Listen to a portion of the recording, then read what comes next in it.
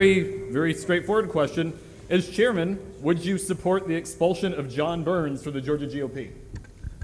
So we, for the first time ever during my first term as chairman, expelled Jeff Duncan from the Georgia Republican Party.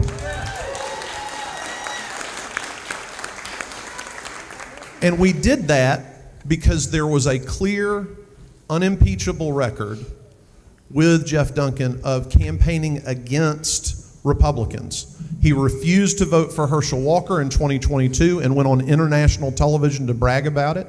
He endorsed Joe Biden in 2024. Then he endorsed Kamala Harris in 2024. Then he went on a stage with Kamala Harris in 2024 to campaign for her in Atlanta, Georgia. So if he was to ever show up again, we would say, you're not a Republican. In fact, we've even got the Atlanta Journal-Constitution that kept referring to him as a Republican. We instructed them to stop calling him a Republican, and they've stopped doing it. When it comes to current office holders, including Speaker Burns, we will have a convention in about a month. There will be an opportunity for the convention to weigh in, whether it's John Burns, whether it's Brad Raffensperger. But I want to give a very specific answer to what I think maybe that question is referring to, because I don't want anybody leaving here saying, well, I didn't get a straight answer on this. If we're talking about somebody being able to get ballot access as a Republican and be on our primary ballot, let me be very clear about this. The statute on presidential qualifying gives full control to the state executive committee. We can decide who's going to be a candidate for president. For every other candidate, Georgia law says if they present their paperwork, they pay their qualifying fee, and they sign the loyalty oath, then you have to qualify them. Now with Jeff Duncan, I'm pretty confident that we could have him prosecuted for false swearing if he signed a loyalty oath to the Georgia Republican Party.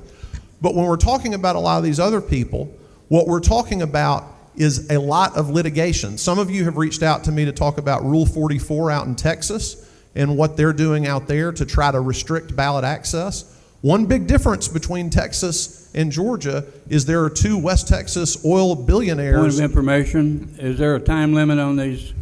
If you want me to stop answering the question, I'll be glad to. I was trying to make sure I was being clear. Please finish the answer, and then we'll keep a consistent time for the next one. So as a practical matter, it would be very difficult for us to restrict candidates to have ballot access because we would either need to get the law changed or we would have to engage in litigation to have the law overturned. All right. Thank you.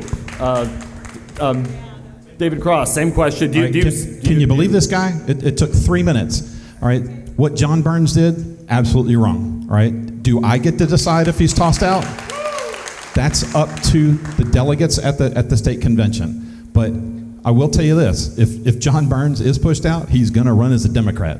So just be aware that it's not as simple as... Did the mic die?